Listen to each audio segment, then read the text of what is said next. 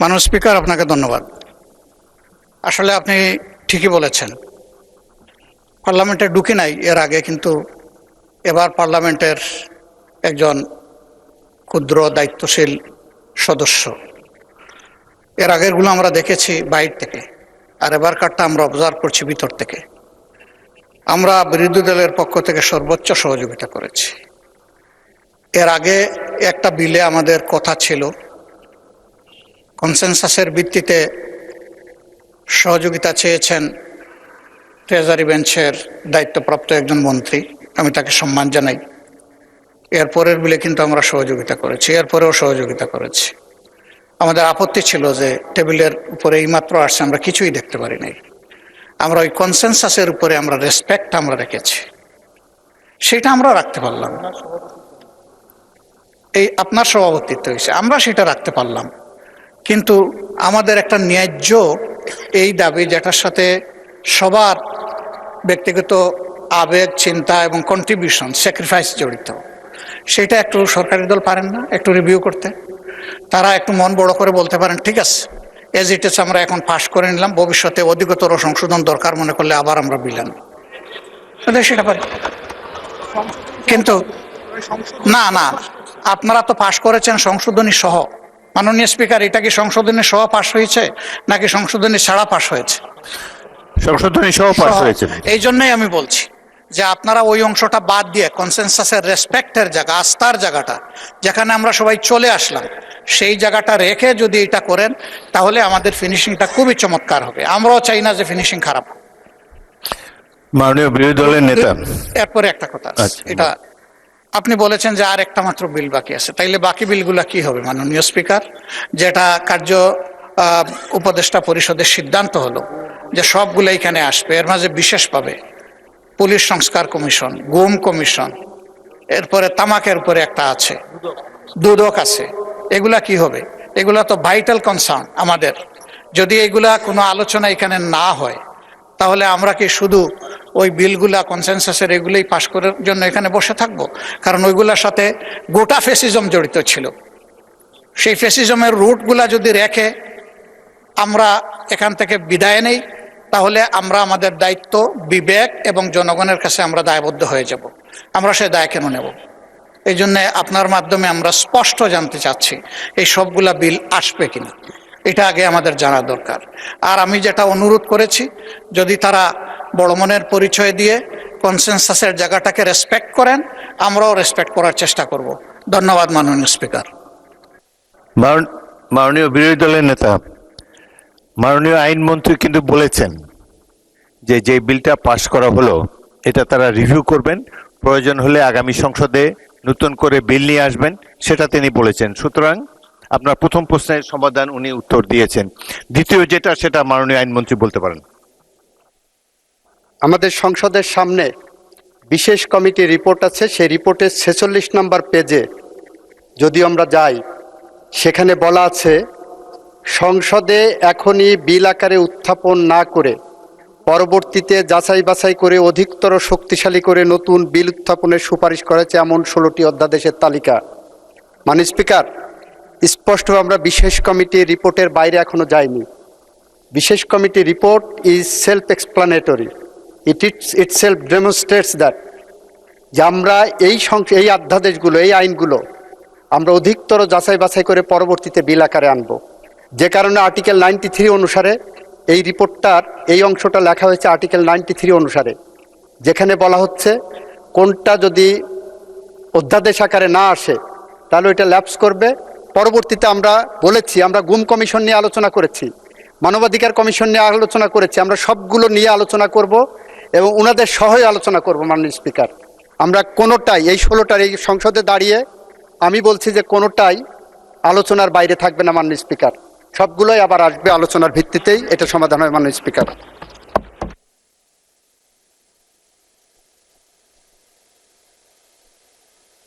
মাননীয় বিরোধী দলের নেতা, আর ইউ স্যাটিসফাইড?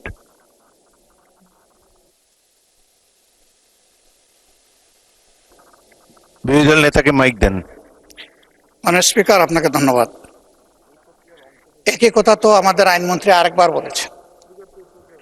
আমাদের হাতে এই রিপোর্টটা আসার পরেই কিন্তু দ্বিতীয় দফা কার্য উপদেষ্টা পরিষদের মিটিংটা হয়েছে এবং সেখানে থ্রেড বেয়ার এই বিষয়ে আলোচনা হয়েছে।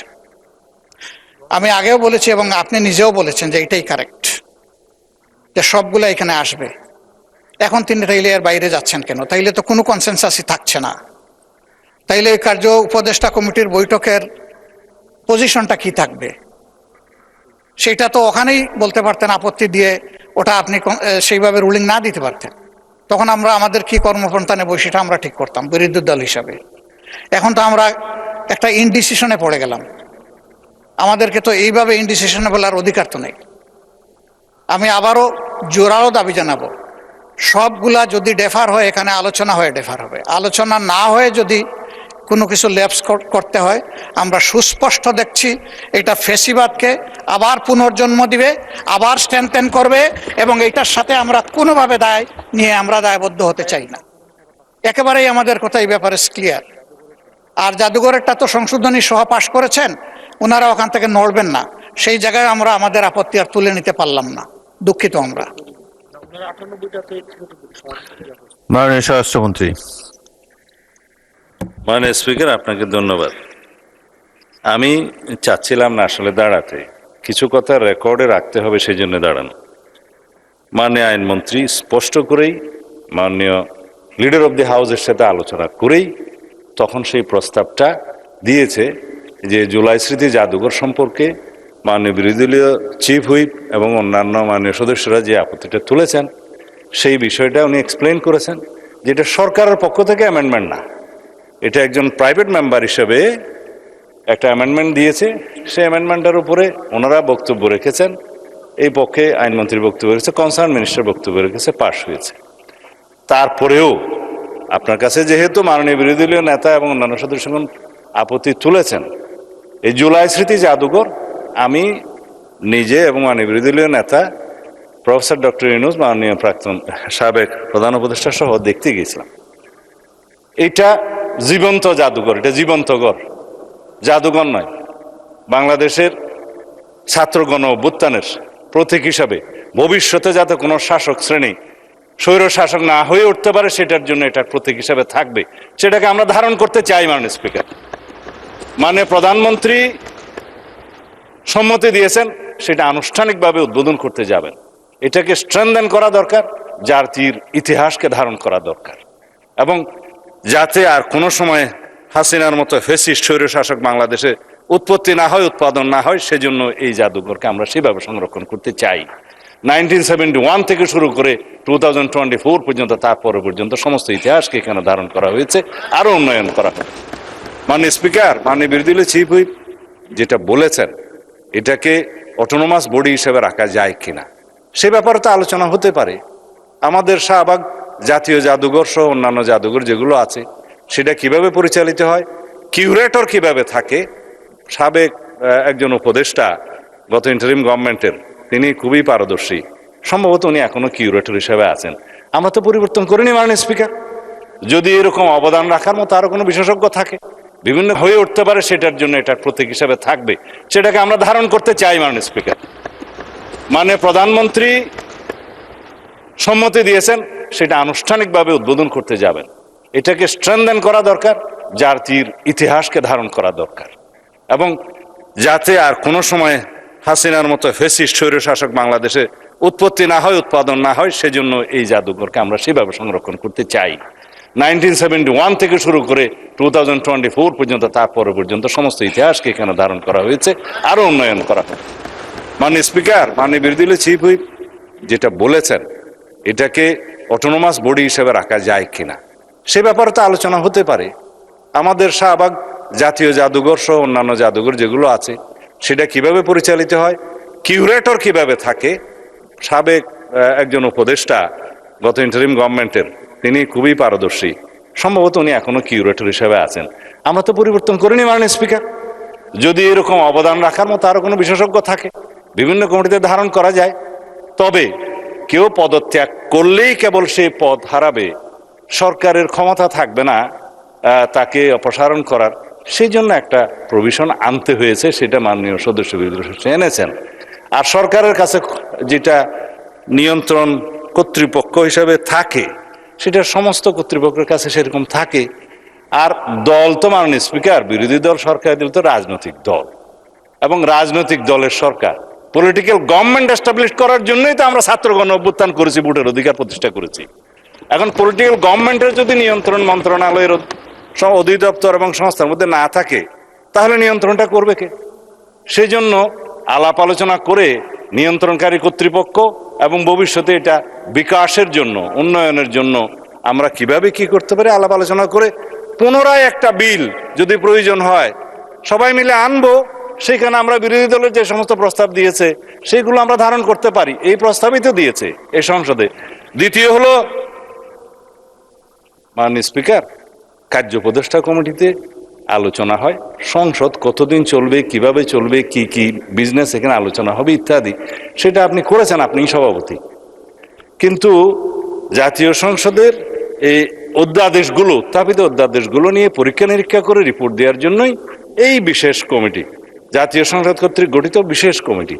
এখানে স্পষ্টতই কয়েকটা ভাগে সুপারিশ করা হয়েছে, যেটা আইনমন্ত্রী বললেন 16টা অধ্যাদেশের ব্যাপারে এখানে বলা হয়েছে এখনই বিল আকার উত্থাপন না করে যাচাই বাছাই করে অধিকতর শক্তিশালী করে নতুন বিল উত্থাপনের বিষয়ে সুপারিশ করা হয়েছে, এমন 16টি বিল। তার মধ্যে উনি যেটা বললেন যে দুদক, সেটা এখানে আছে, মানবাধিকার কমিশন আছে, অথচ এগুলো নিয়ে আলাপ আলোচনার যথেষ্ট সময় আপনি দিয়েছেন। এবং এইখানে আপনি দেখবেন তিনি যেভাবে বললেন যে গুম প্রতিরোধ ইত্যাদি বিষয়ে ওনারা নোট অফ ডিসেন্ট দিয়েছেন, সেই নোট অফ ডিসেন্ট বিষয়ে কথাও হয়েছে। কিন্তু বিলটা যখন আসবে তখন আলাপ আলোচনা করেই আসবে পরবর্তীতে, সেখানে ওনারা ওনাদের মতামত দিবেন, সংশোধনী দিবেন, আলাপ করব আমরা। গুম আইন, মানবাধিকার কমিশন আইন এবং প্রয়োজনে আইসিটি অ্যাক্টকে আরো বেশি শক্তিশালী করা হবে সবাই আলোচনার ভিত্তিতে। এই কথাগুলো আমরা এখানে প্রতিশ্রুতি দিচ্ছি, আলাপ আলোচনা করছি। সময় আছে মাননীয় স্পিকার, এখন বাজে 7:30, রাত 12টার সময় 30 দিনের সময়সীমা পার হবে, এই অর্ডিন্যান্সগুলোর ভাগ্য নির্ধারণ হবে তার মধ্য দিয়ে। তো এখন যদি এই যে বিশেষ কমিটির রিপোর্ট ওনাদের সামনেও আছে, এখন যদি এই বিষয়ে ওনারা ডিফার করতে চান, এটাকে মাননীয় স্পিকার সংসদীয় আচরণ হবে। ধন্যবাদ মাননীয় স্পিকার। মাননীয় সদস্যবৃন্দ, আমার তো কোনো ডিফারেন্স অফ ওপিনিয়ন দেখছি না। আপনারা যেসব আপত্তি তুলেছেন ট্রেজারি বেঞ্চ থেকে সেগুলো আলাপ আলোচনা করে নিষ্পত্তি করার জন্য প্রস্তুত। আলাপ আলোচনার দরজা খোলা আছে। এই সংসদের মাত্র 1 মাস গিয়েছে, এখনো তো 5 বছর সময় প্রায় বাকি আছে। আপনারা আলাপ আলোচনা করে এগুলা নির্ধারিত করতে পারেন, অনেক সময় পাবেন। সুতরাং একটু ধৈর্য ধরেন। আমার মনে হয় যে I can see the spirit of cooperation. আলাপ আলোচনার মাধ্যমে আপনাদের সাথে আলাপ করে সিদ্ধান্ত নেওয়া হবে। তারপরেও যদি আপনারা আপনাদের মনোভাব যদি অপরিবর্তিত থাকে, আবার হাউস ফ্লোরে আপনারা আপনাদের বক্তব্য দিতে পারেন। আপাতত এই সমঝোতামূলক পরিবেশটা বজায় থাকুক, এটাই আমরা চাই। এবং সর্বশেষ যে একটা বিল আছে এটা শেষ করি। ধন্যবাদ। জি, মাননীয় চিফ হুইপ বলেন।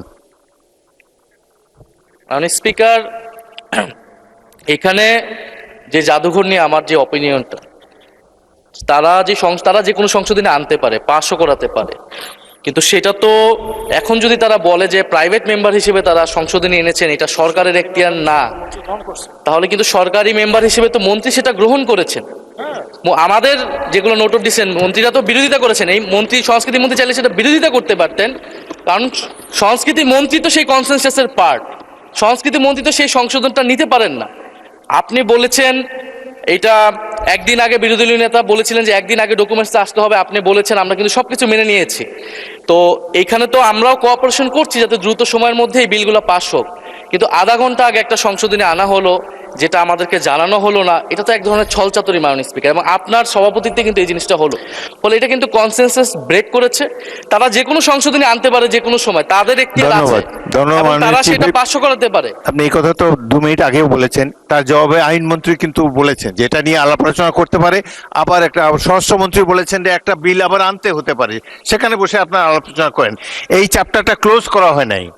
The matter has not been closed yet. এটা নিয়ে পরবর্তীতেও আলাপ আলোচনা হতে পারে, আবার বিল আনা হতে পারে। না কোনো চাতুরি দেখতেছি না। আবারও মাননীয় বিরোধী দলের নেতা, এটা তো ছোট্ট একটা বিষয়, এটি নিয়ে তিক্ততার আমি কোনো সুযোগ দেখি না। বলুন, তবুও বলুন আপনি। মাননীয় স্পিকার, ওনারা বলেছেন যে অধিকতর যাচাই বাছাই করে আগামীতে আরো সুন্দর বিল আনবেন, কিন্তু ওনারাই আবার বলছেন যে আজকে রাত্রে 12টায় টাইম শেষ। তার মানে টাইম শেষ হওয়ার সাথে সাথে সব ল্যাপসেস অটোমেটিক্যালি শেষ, এগুলার আর কোনো কার্যকারিতা থাকছে না, এগুলা অটোমেটিক্যালি ল্যাপস হয়ে যাচ্ছে। কোনগুলা? যেগুলা বিশেষ জাতীয় গুরুত্বপূর্ণ, সেই সবগুলাই রয়ে গেল ওই কাতারে। তো এইগুলা যদি এই কাতারেই রয়ে যায়, তাইলে মাননীয় স্পিকার, আপনাকে আমরা কিভাবে সহযোগিতা করব বলেন? আমাদের তো একটা কমিটমেন্ট, যেমন তাদের কমিটমেন্ট জনগণের কাছে আছে, আমাদেরও আছে। আমরা এই কমিটমেন্টের জায়গাটা থেকে কি শোনা যাচ্ছে না নাকি? Thank you so much. এই জায়গাটা থেকেই আমরা চেয়েছিলাম যে কোঅপারেশনের মাধ্যমে, যেভাবে একটা বিশেষ কমিটি করে দেওয়া হয়েছিল, আপনিই করে দিয়েছেন আপনার সভাপতিত্বে, তারা যতটুকু পারেন ঐক্যমত হয়ে এসেছেন, যে সমস্ত জায়গায় ডিসেন্ডিং উনাদেরও আছে আমাদেরও আছে, সেগুলো এখানে আলোচনা হতো, আলোচনা হয়ে তার ভাগ্য যেটাই নির্ধারিত হতো আমরা তো মেনে নিতাম মাননীয় স্পিকার। কিন্তু আলোচনাই হবে না, এখন তো এটাকে অলরেডি এজেন্ডা আউট করে দেওয়া হয়েছে। তাইলে আমরা কি করতে পারি বলেন? বলা হচ্ছে যে ভবিষ্যতে আনবেন, ভবিষ্যতে আজকে রাত্রে 12টার পর তো আর 1 মিনিট কাউন্ট হবে না, এটাই তো রেড লাইন। আপনার শেষ হয়েছে? যে আমার শেষ হয়েছে, ধন্যবাদ। আমার তো মনে হয় যে মাননীয় স্বরাষ্ট্রমন্ত্রী সংসদ নেতার পক্ষ থেকে যে কথা বলেছেন এবং এই যে রেফারেন্স দিয়েছেন এই বিশেষ কমিটির, কোনো কিছুই তো ক্লোজ করা হয়নি। পরবর্তীকালে প্রয়োজন হলে এই ব্যাপারে বিল আনতে পারেন। আলাপ আলোচনার উপরে তারা গুরুত্ব দিয়েছে, আপনাদের সাথে আলাপ আলোচনা করেই তারা বিল মেনেছে। সুতরাং এই ব্যাপারে আপনার চিন্তিত হওয়ার কিছু নেই। আজকে যদি ল্যাপসও হয়ে যায়, আবার এটাকে নতুন করে বিল আকারে আনা সম্ভব, যদি আপনাদের মধ্যে আন্ডারস্ট্যান্ডিং থাকে।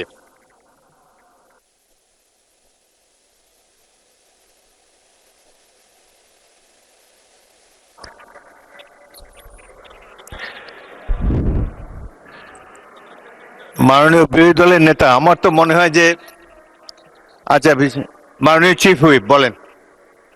মাননীয় স্পিকার, চিফ হুইপকে একটু শোনেন।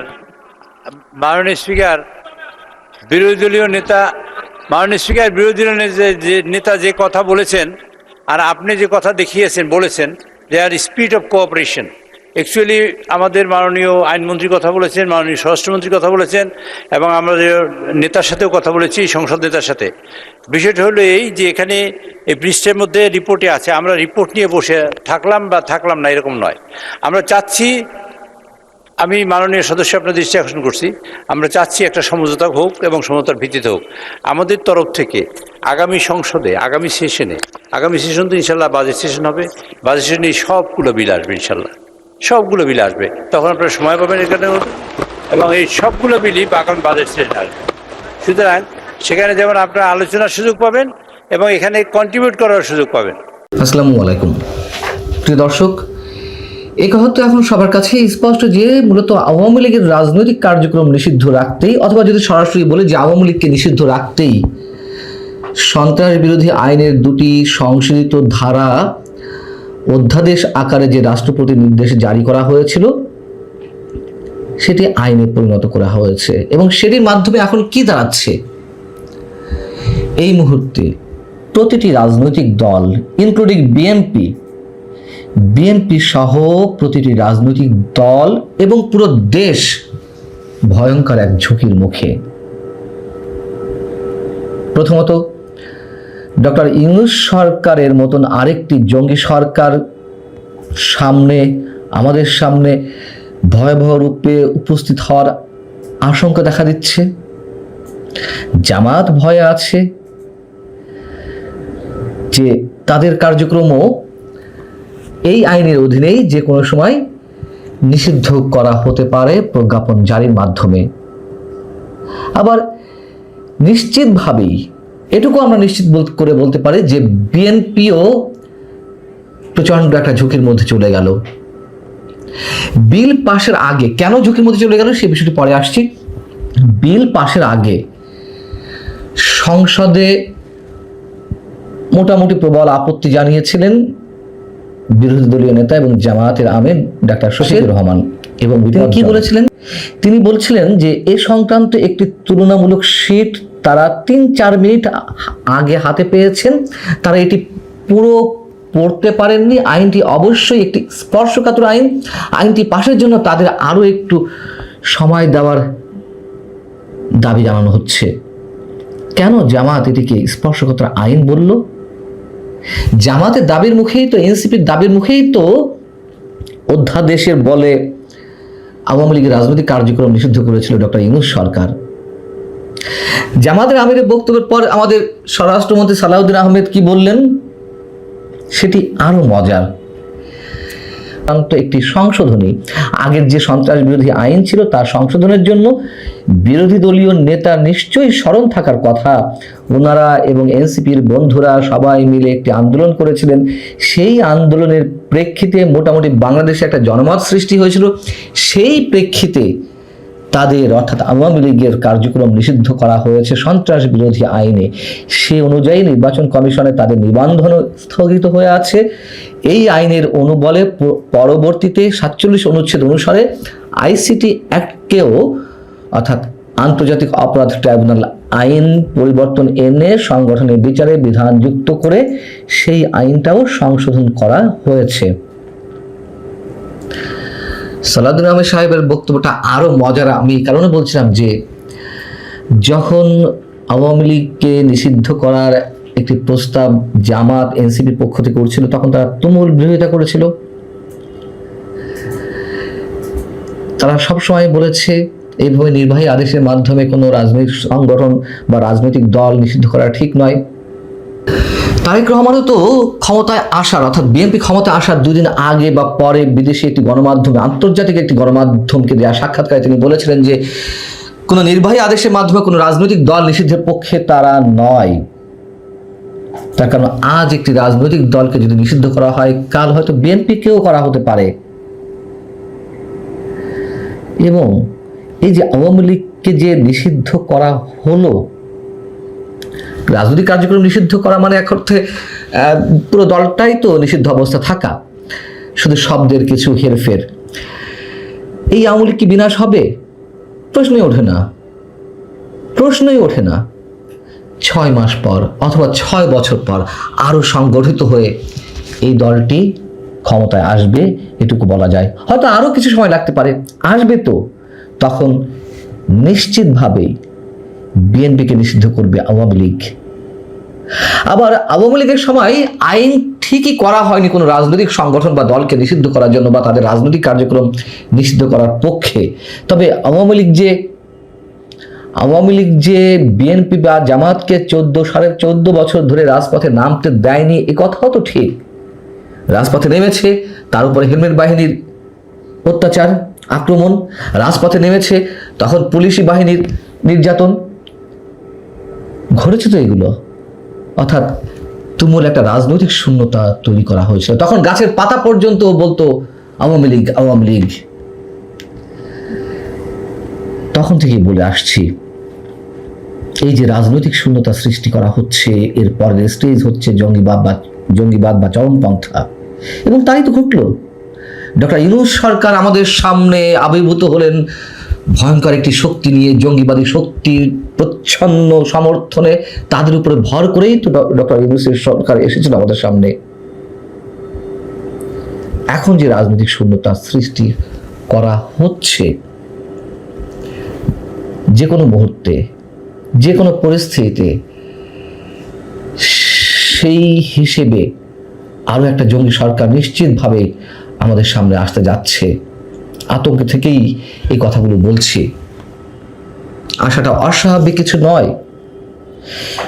এবং জামাতও ভয়ে আছে এই একই অস্ত্র ব্যবহার করে, একই আইন ব্যবহার করে তাদেরকেও যে কোনো সময়, মানে তাদের রাজনৈতিক কার্যক্রম যে কোনো সময় নিষিদ্ধ করা হতে পারে। এবং সেই ভয় থেকেই জামাতের আমির মোটামুটি প্রবল আপত্তি তুলে ধরেছিল।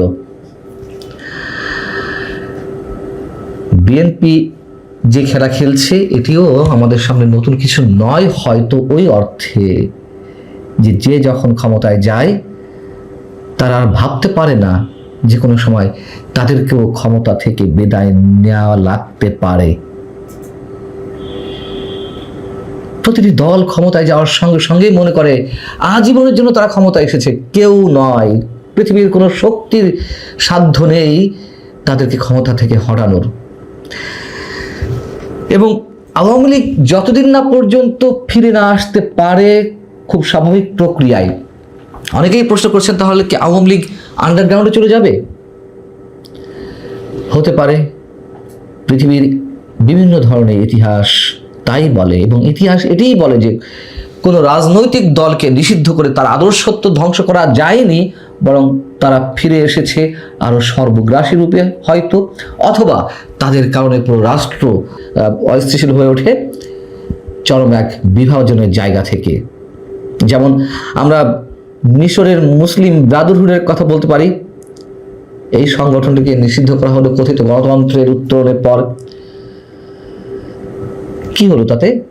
তারা আন্ডারগ্রাউন্ডে চলে গেল, এবং তার পরবর্তী কার্যক্রমগুলো সম্বন্ধে তো আমরা নিশ্চিতভাবে জানি। আওয়ামী লীগও আন্ডারগ্রাউন্ডে চলে যাবে কিনা আমরা জানি না, তবে এর ফলটি নিশ্চয়ই কারোর জন্যই শুভ।